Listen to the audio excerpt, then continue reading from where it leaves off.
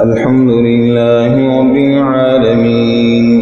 الرحمن الرحيم مالك يوم الدين إياك نعبد وإياك نستعين اهدنا الصراط المستقيم صراط الذين أنعمت عليهم غير المغضوب عليهم ولا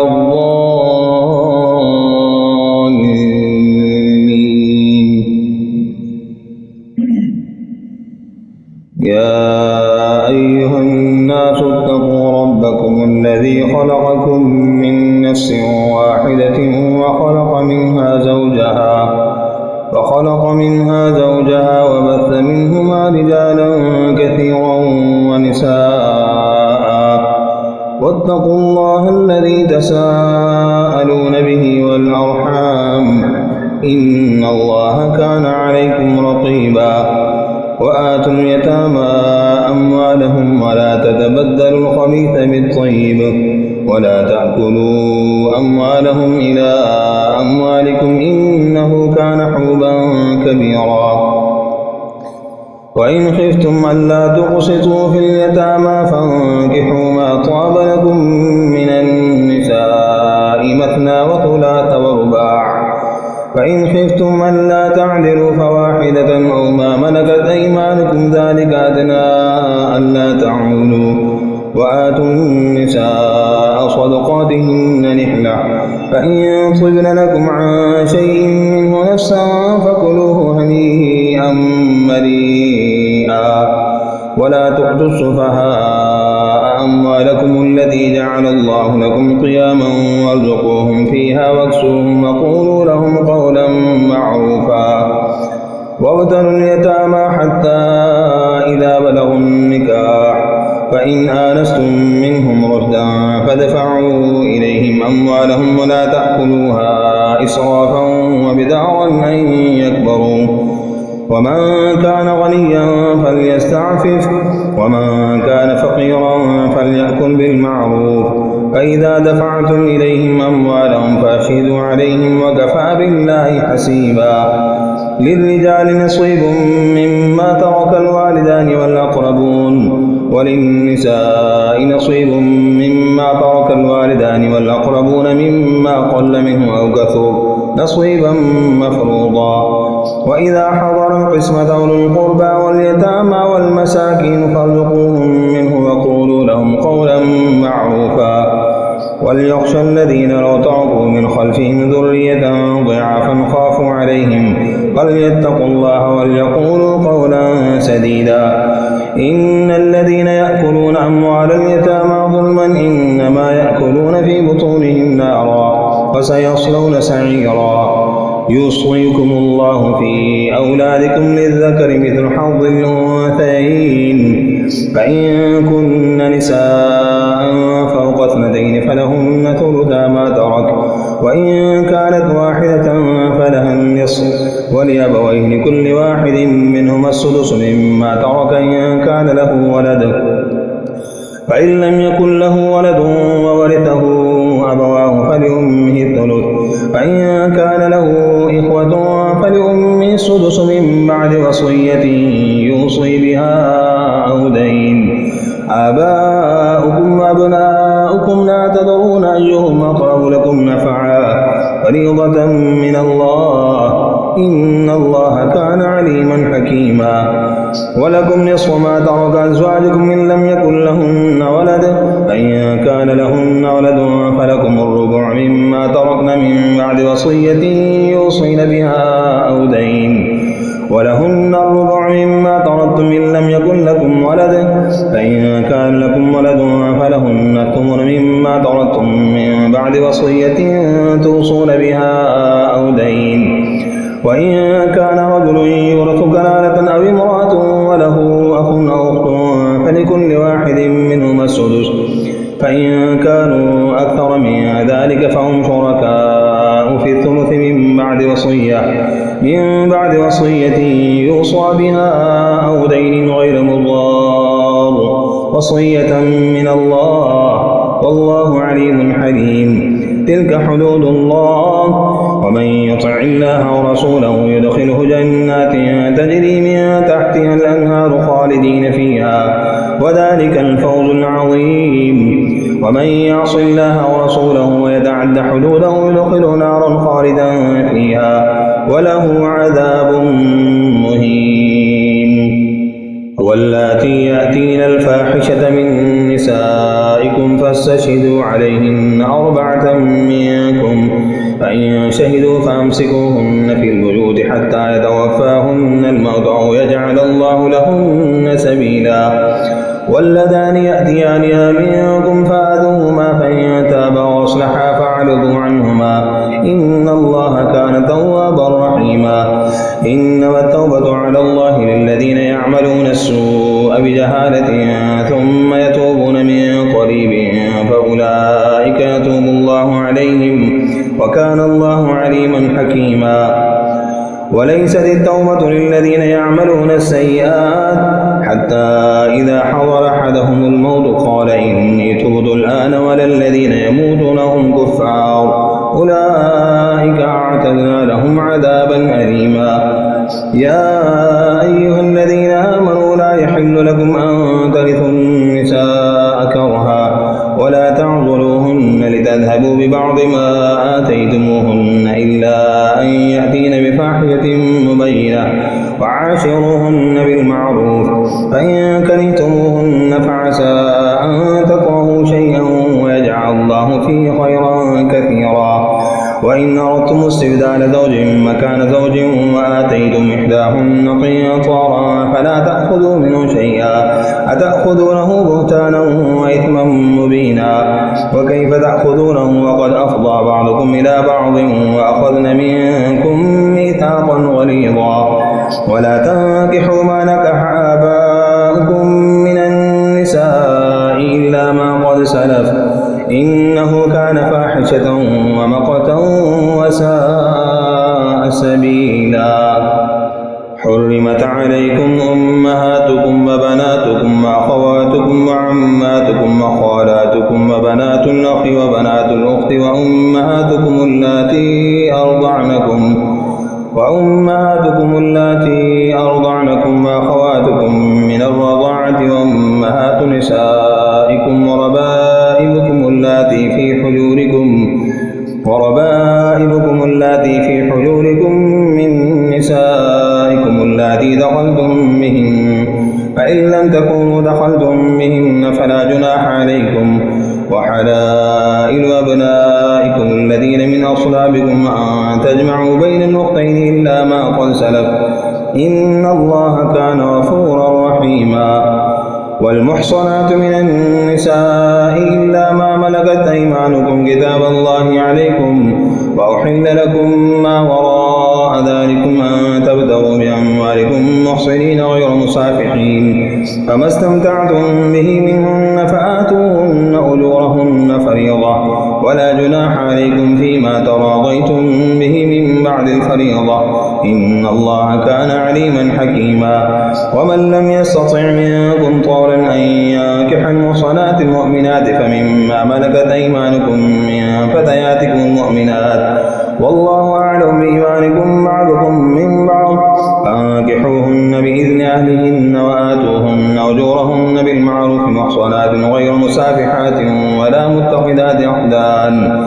فإذا أحصن فإن أتين بفاحشة فعليهن نصف ما على المحصنات من العذاب ذلك لمن خشي العنة منكم وأن تصبروا خير لكم والله غفور رحيم. يريد الله ليبين لكم ويهديكم سنن الذين من قبلكم ويتوب عليكم والله عليم حكيم. والله يريد أن يتوب عليكم ويريد الذين يتبعون الشهوات أن تميلوا ميلا عظيما. يريد الله أن يخفف عنكم وخلق الإنسان ضعيفا.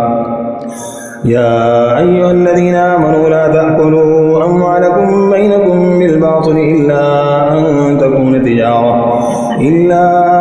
تكون تجارة عن تراض منكم ولا تقتلوا أنفسكم إن الله كان بكم رحيما. ومن يفعل ذلك عدوانا وظلما فسوف نصليه نارا وكان الله يسيرا. إن تجتنبوا كبائر ما تنهون عنه نكفر عنكم سيئاتكم وندخلكم مدخلا كريما. ولا تتمنوا ما فضل الله به بعضكم على بعض، للرجال نصيب مما اكتسبوا وللنساء نصيب مما اكتسبن، واسألوا الله من فضله إن الله كان بكل شيء عليما. ولكل جعلنا موالي مما ترك الوالدان والأقربون والذين عقدت أيمانكم فآتوهم نصيبهم إن الله كان على كل شيء شهيدا. الرجال قوامون على النساء بما فضل الله بعضهم على بعض وبما أنفقوا من أموالهم، والصالحات قانتات حافظات للغيب بما حفظ الله. واللاتي تخافون نشوزهن فعظوهن واهجروهن في المضاجع واضربوهن، فإن أطعنكم فلا تبغوا عليهن سبيلا إن الله كان عليا كبيرا. وإن خفتم شقاق بينهما فبعثوا حكما من أهله وحكما من أهلها إن يريدا إصلاحا يوفق الله بينهما إن الله كان عليما خبيرا. واعبدوا الله ولا تشركوا به شيئا وبالوالدين إحسانا وبذي القربى واليتامى والمساكين والجار ذي القربى والجار الجنب والصاحب بالجنب وابن السبيل وما ملكت أيمانكم إن الله لا يحب من كان مختالا فخورا. الذين يبخلون ويأمرون الناس بالبخل ويكتمون ما آتاهم الله من فضله وأعتدنا للكافرين عذابا مهينا. والذين ينفقون أموالهم رئاء الناس ولا يؤمنون بالله ولا باليوم الآخر ومن يكن الشيطان له قرينا فساء قرينا. وماذا عليهم لو آمنوا بالله واليوم الآخر وأنفقوا مما رزقهم الله وكان الله بهم عليما. إن الله لا يظلم مثقال ذرة وإن تك حسنة يضاعفها ويؤت من لدنه أجرا عظيما. فكيف إذا جئنا من كل أمة بشهيد وجئنا بك على هؤلاء شهيدا يومئذ يود الذين كفروا وعصوا الرسول لو تسوى بهم الأرض ولا يكتمون الله حديثا. يا أيها الذين آمنوا لا تقربوا الصلاة وأنتم سكارى حتى تعلموا ما تقولون ولا جنبا إلا عابري سبيل حتى تغتسلوا وإن كنتم مرضى أو على سفر أو جاء أحد منكم من الغائط أو لامستم النساء فلم تجدوا ماء فتيمموا صعيدا طيبا فامسحوا بوجوهكم وأيديكم إن الله كان عفوا غفورا. ألم تر إلى الذين أوتوا نصيبا من الكتاب يشترون الضلالة ويريدون أن تضلوا السبيل والله أعلم بأعدائكم وكفى بالله وليا وكفى بالله نصيرا. من الذين هادوا يحرفون الكلم عن مواضعه ويقولون سمعنا وعصينا واسمع غير مسمع وراعنا ليا بألسنتهم وطعنا في الدين ولو أنهم قالوا سمعنا وأطعنا واسمع وانظرنا لكان خيرا لهم وأقوم ولكن لعنهم الله بكفرهم فلا يؤمنون إلا قليلا. يا أيها الذين أوتوا الكتاب آمنوا بما نزلنا مصدقا لما معكم من قبل أن نطمس وجوها فنردها على أدبارها أو نلعنهم كما لعنا أصحاب السبت وكان أمر الله مفعولا. إن الله لا يغفر أن يشرك به ويغفر ما دون ذلك لمن يشاء ومن يشرك بالله فقد افترى إثما عظيما. ألم تر إلى الذين يزكون أنفسهم بل الله يزكي من يشاء ولا يظلمون فتيلا. انظر كيف يفترون على الله الكذب وكفى به إثما مبينا. ألم تر إلى الذين أوتوا نصيبا من الكتاب يؤمنون بالجبت والطاغوت ويقولون للذين كفروا هؤلاء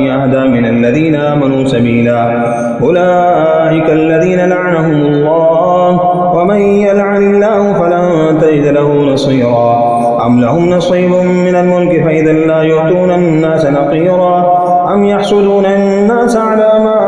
آتاهم الله من فضله فقد آتينا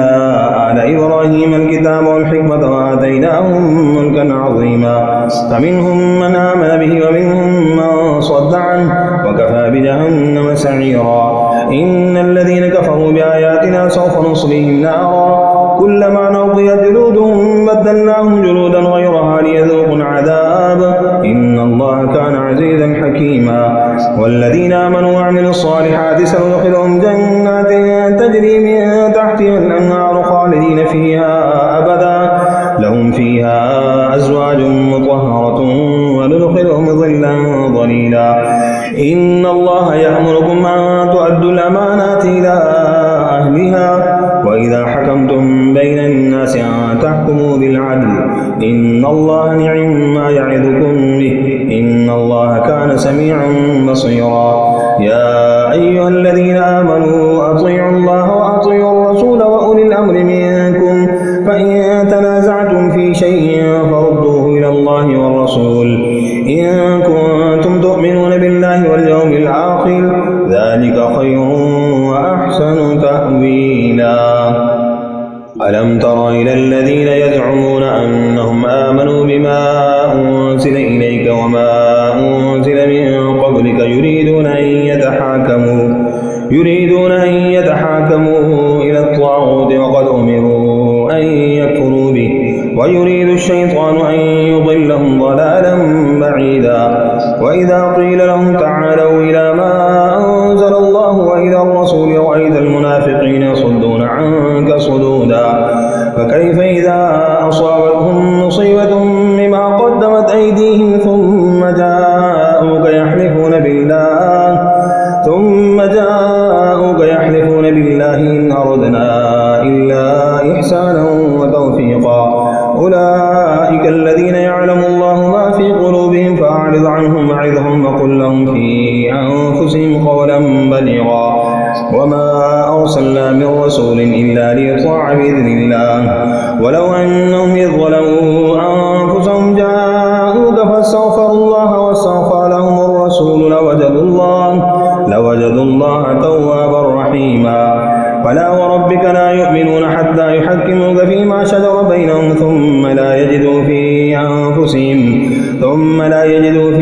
أنفسهم حرجا مما قضيت ويسلموا تسليما ولو أنا كتبنا عليهم أن اقتلوا أنفسكم أو يخرجوا من دياركم ما فعلوه إلا قليل منهم ولو أنهم فعلوا ما يوعظون به لكان خيرا لهم وأشد تثبيتا وإذا لآتيناهم من لدنا أجرا عظيما ولهديناهم صراطا مستقيما ومن يطع الله والرسول فأولئك مع الذين أنعم الله عليهم من النبيين والصديقين والشهداء والصالحين وحسن أولئك رفيقا ذلك الفضل من الله وكفى بالله عليما يا أيها الذين آمنوا خذوا حذركم فانفروا ثبات أو انفروا جميعا وإن منكم لمن ليبطئن فإن أصابتكم مصيبة قال قد أنعم الله علي إذ لم أكن معهم شهيدا ولئن أصابكم فضل من الله ليقولن كأن لم تكن بينكم وبينهم مودة يا ليتني كنت معهم فأفوز فوزا عظيما وليقاتل في سبيل الله الذين يشرون الحياة الدنيا بالآخرة ومن يقاتل في سبيل الله فيقتل أو يغلب فسوف نؤتيه أجرا عظيما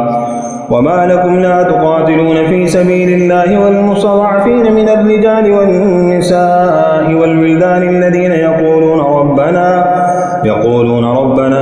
أخرجنا من هذه القرية الظالم أهلها واجعل لنا من لدنك وليا واجعل لنا من لدنك نصيرا الذين آمنوا يقاتلون في سبيل الله والذين كفروا يقاتلون في سبيل الطاغوت فقاتلوا أولياء الشيطان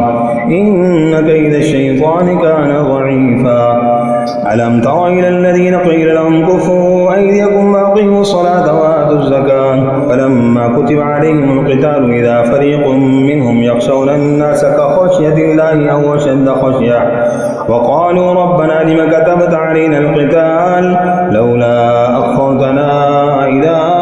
أجل قريب قل متاع الدنيا قليل والآخرة خير لمن اتقى ولا تظلمون فتيلا أينما تكونوا يدرككم الموت ولو كنتم في بروج مشيدة وإن تصبهم حسنة يقولوا هذه من عند الله وإن تصبهم سيئة يقولوا هذه من عندك قل كل من عند الله فما لهؤلاء القوم لا يكادون يفقهون حديثا ما أصابك من حسنة فمن الله وما أصابك من سيئة فمن نفسك وأرسلناك للناس رسولا وكفى بالله شهيدا من يطع الرسول فقد أطاع الله ومن تولى فما أرسلناك عليهم حفيظا ويقولون طاعة فإذا برزوا من عندك بيت طائفة منهم غير الذي تقول والله يكتب ما يبيتون فأعرض عنهم وتوكل على الله وكفى بالله وكيلا أفلا يتدبرون القرآن ولو كان من عند غير الله لوجدوا فيه اختلافا كثيرا وإذا جاءهم أمر من الأمن أو الخوف أذاعوا به ولو ردوه إلى الرسول وإلى أولي الأمر منهم لعلمه الذين يستنبطونه منهم ولولا فضل الله عليكم ورحمته لاتبعتم الشيطان إلا قليلا فقاتل في سبيل الله لا تكلف إلا نفسك وحرض المؤمنين عسى الله أن يكف بأس الذين كفروا والله أشد بأسا وأشد تنكيلا من يشفع شفاعة حسنة يكن له نصيب منها ومن يشفع شفاعة سيئة يكن له كفل منها وكان الله على كل شيء مقيتا وإذا حييتم بتحية فحيوا بأحسن منها أو ردوها إن الله كان على كل شيء حسيبا الله لا إله إلا هو ليجمعنكم إلى يوم القيامة لا ريب فيه ومن أصدق من الله حديثا فما لكم في المنافقين فئتين والله أركسهم بما كسبوا أتريدون أن تهدوا من أضل الله ومن يضلل الله فلن تجد له سبيلا ودوا لو تكفرون كما كفروا فتكونون سواء فلا تتخذوا منهم أولياء حتى يهاجروا في سبيل الله فإن تولوا فخذوهم وقتلوهم حيث وجدتموهم ولا تتخذوا منهم وليا ولا نصيرا إلا الذين يصلون إلى قوم بينكم وبينهم ميثاق أو جاءوكم حصل صدورهم أن يقاتلوكم أو يقاتلوا قومهم ولو شاء الله لسلطهم عليكم فلقاتلوكم فإن اعتزلوكم فلم يقاتلوكم وألقوا إليكم السلم فما جعل الله لكم عليهم سبيلا ستجدون آخرين يريدون أن يأمنوكم ويأمنوا قومهم كلما ردوا إلى الفتنة أركسوا فيها فإن لم يعتزلوكم ويلقوا إليكم السلم ويكفوا أيديهم فخذوهم وقتلوهم حيث ثقفتموهم وأولئكم جعلنا لكم عليهم سلطانا مبينا وما كان لمؤمن أن يقتل مؤمنا إلا خطأ ومن قتل مؤمنا خطأ فتحرير رقبة مؤمنة ودية مسلمة إلى أهله إلا أن يصدقوا فإن كان من قوم عدو لكم وهو مؤمن فتحرير رقبة مؤمنة وإن كان من قوم بينكم وبينهم ميثاق فدية مسلمة إلى أهله وتحرير رقبة مؤمنة فمن لم يجد فصيام شهرين متتابعين توبة من الله وكان الله عليما حكيما ومن يقتل مؤمنا متعمدا فجزاؤه جهنم خالدا فيها وغضب الله عليه ولعنه وأعد له عذابا عظيما يا أيها الذين آمنوا إذا ضربتم في سبيل الله فتبينوا ولا تقولوا لمن ألقى إليكم السلام لست مؤمنا تبتغون عرض الحياة الدنيا فعند عند الله مغانم كثيرة كذلك كنتم من قبل فمن الله عليكم فتبينوا إن الله كان بما تعملون خبيرا لا يستوي القاعدون من المؤمنين غير أولي الضرر والمجاهدون في سبيل الله بأموالهم وأنفسهم فضل الله المجاهدين بأموالهم وأنفسهم على القاعدين درجة وكلا وعد الله الحسنى ففضل الله المجاهدين على القاعدين أجرا عظيما درجات منه ومغفرة ورحمة وكان الله غفورا رحيما إن الذين توفاهم الملائكة ظالمي أنفسهم قالوا فيم كنتم قالوا كنا مستضعفين في الأرض قالوا ألم تكن أرض الله واسعة فتهاجروا فيها فأولئك مأواهم جهنم وساءت مصيرا إلا المستضعفين من الرجال والنساء والولدان لا يستطيعون حيلة ولا يهتدون سبيلا فأولئك عسى الله أن يعفو عنهم وكان الله عفوا غفورا ومن يهاجر في سبيل الله يجد في الأرض مراغما كثيرا وسعة ومن يخرج من بيته مهاجرا إلى الله ورسوله ثم يدركه الموت فقد وقع أجره على الله وكان الله غفورا رحيما الحمد لله رب العالمين الرحمن الرحيم مالك يوم الدين إياك نعبد وإياك نستعين اهدنا الصراط المستقيم صراط الذين أنعمت عليهم غير المغضوب عليهم ولا الضالين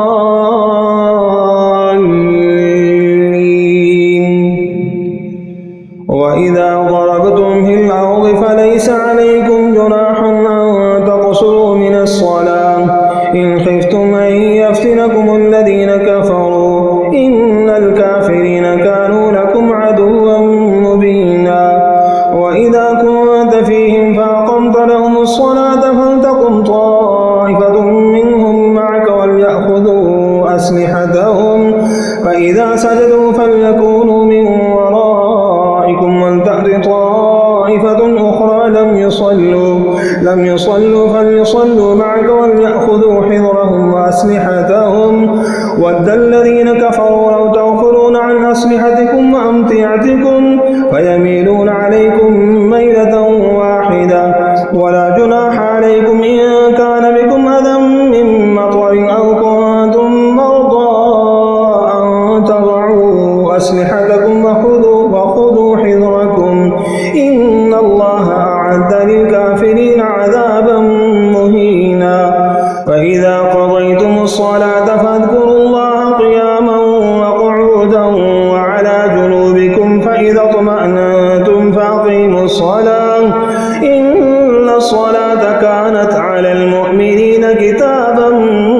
موقوتا ولا تهنوا في ابتغاء القوم إن تكونوا تعلمون فإنهم يعلمون كما تعلمون وترجون من الله ما لا يرجون وكان الله عليما حكيما إنا أنزلنا إليك الكتاب بالحق لتحكم بين الناس بما أراك الله ولا تكن للخائنين خصيما واستغفر الله إن الله كان غفورا رحيما ولا تجادل عن الذين يختارون أنفسهم إن الله لا يحب من كان خوانا أثيما يستخفون من الناس ولا يستخفون من الله وهو معهم إذ يبيتون ما لا يرضى من القول وكان الله بما يعملون محيطا ها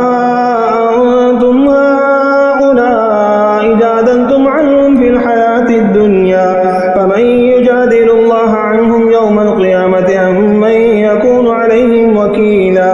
ومن يعمل سوءا أو يظلم نفسه ثم يستغفر الله يجد الله غفورا رحيما ومن يكسب إثما فإنما يكسبه على نفسه وكان الله عليما حكيما ومن يكسب خطيئة أو إثما ثم يرم به بريئا فقد احتمل بهتانا وإثما مبينا. ولولا فضل الله عليك ورحمته لهمت طائفة منهم أن يضلوك وما يضلون إلا أنفسهم وما يضرونك من شيء وأنزل الله عليك الكتاب والحكمة وعلمك ما لم تكن تعلم وكان فضل الله عليك عظيما. لا خير في كثير من نجواهم إلا من أمر بصدقة أو معروف أو إصلاح بين الناس ومن يفعل ذلك ابتغاء مرضات الله فسوف نؤتيه أجرا عظيما. ومن يشاقق الرسول من بعد ما تبين له الهدى ويتبع غير سبيل المؤمنين نوله ما تولى ونصله جهنم وساءت مصيرا. إن الله لا يغفر أن يشرك به ويغفر ما دون ذلك لمن يشاء ومن يشرك بالله فقد ضل ضلالا بعيدا. إن يدعون من دونه إلا إناثا وإن يدعون إلا شيطانا مريدا لعنه الله وقال لأتخذن من عبادك نصيبا مفروضا ولأضلنهم ولأمنينهم ولآمرنهم فليبتكن آذان الأنعام ولآمرنهم فليغيرن خلق الله ومن يتخذ الشيطان وليا من دون الله فقد خسر خسرانا مبينا. يعدهم ويمنيهم وما يعدهم الشيطان إلا غرورا. أولئك مأواهم جهنم ولا يجدون عنها محيصا. والذين آمنوا وعملوا الصالحات سندخلهم جنات تجري من تحتها الأنهار خالدين فيها أبدا وعد الله حقا ومن أصدق من الله قيلا. ليس بأمانيكم ولا أماني أهل الكتاب من يعمل سوءا يجز به ولا يجد له من دون الله وليا ولا نصيرا. ومن يعمل من الصالحات من ذكر أو أنثى وهو مؤمن فأولئك يدخلون الجنة ولا يظلمون نقيرا. ومن أحسن دينا ممن أسلم وجهه لله وهو محسن واتبع ملة إبراهيم حنيفا واتخذ الله إبراهيم خليلا. ولله ما في السماوات وما في الأرض وكان الله بكل شيء محيطا. ويستفتونك في النساء قل الله يفتيكم فيهن وما يتلى عليكم في الكتاب في يتامى النساء اللاتي لا تؤتونهن ما كتب لهن وترغبون أن تنكحوهن والمستضعفين من الولدان وأن تقوموا لليتامى بالقسط وما تفعلوا من خير فإن الله كان به عليما. وإن امرأة خافت من بعدها نشوزا أو إعراضا فلا جناح عليهما أن يصلحا بينهما صلحا والصلح خير. وأحضرت الأنفس الشح وإن تحسنوا وتتقوا فإن الله كان بما تعملون خبيرا. ولن تستطيعوا أن تعدلوا بين النساء ولو حرصتم فلا تميلوا كل الميل فتذروها كالمعلقة وإن تصلحوا وتتقوا فإن الله كان غفورا رحيما. وإن يتفرقا يغن الله كلا من سعته وكان الله واسعا حكيما. ولله ما في السماوات وما في الأرض ولقد وصينا الذين أوتوا الكتاب من قبلكم وإياكم أن اتقوا الله وإن تكفروا فإن لله ما في السماوات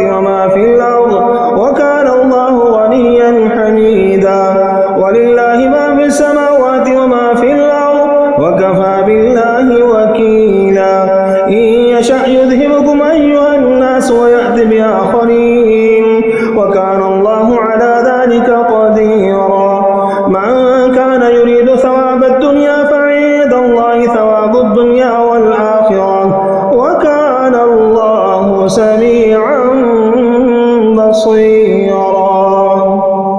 يا أيها الذين آمنوا كونوا قوامين بالقسط شهداء لله ولو على أنفسكم أو الوالدين والأقربين إن يكن غنيا أو فقيرا فالله أولى بهما فلا تتبعوا الهوى أن تعدلوا وإن تلووا أو تعرضوا فإن الله كان بما تعملون خبيرا. يا أيها الذين آمنوا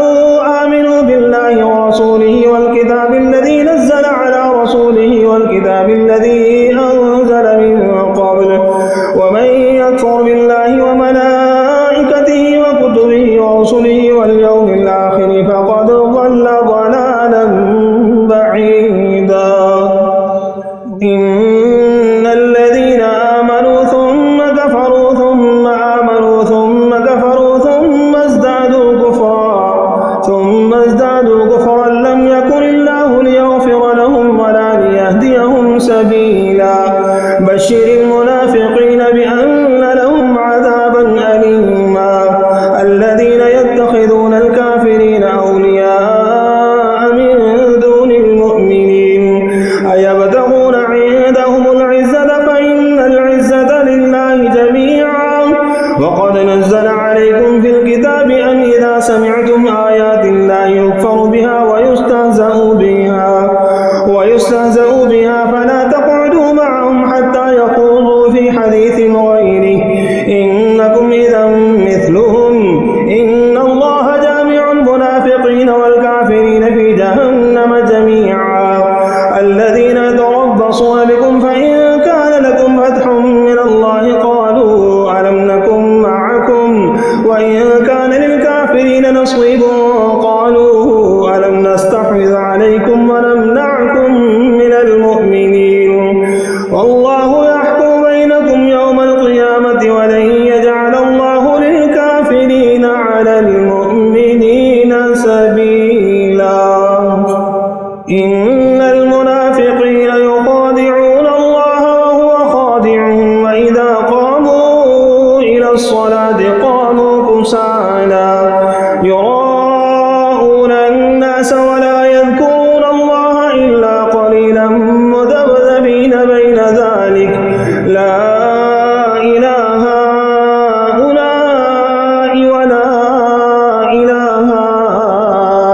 هؤلاء ومن يضلل الله فلن تجد له سبيلا. يا أيها الذين آمنوا لا تتخذوا الكافرين أولياء من دون المؤمنين أتريدون أن تجعلوا لله عليكم سلطانا مبينا. إن المنافقين في الدرك الأسفل من النار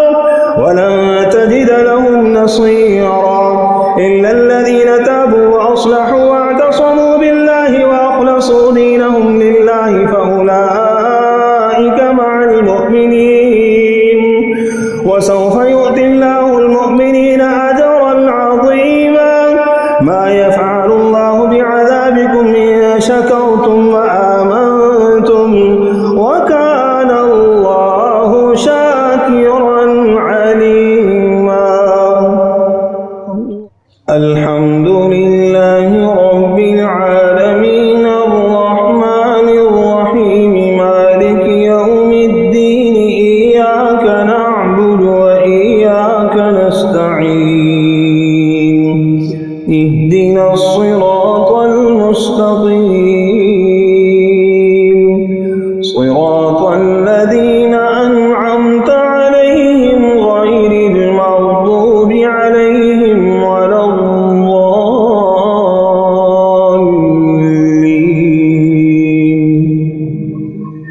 إذا جاء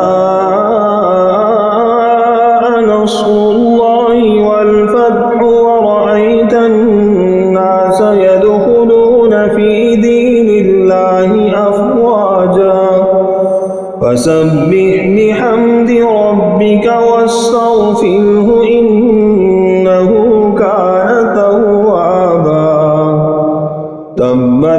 يدا أبي لهب وتب ما أغنى عنه ماله وما كسب سيصلى نارا ذات لهب وامرأته حمالة الحطب في جيدها حبل من مسد قل هو الله أحد الله الصمد لم يلد ولم يولد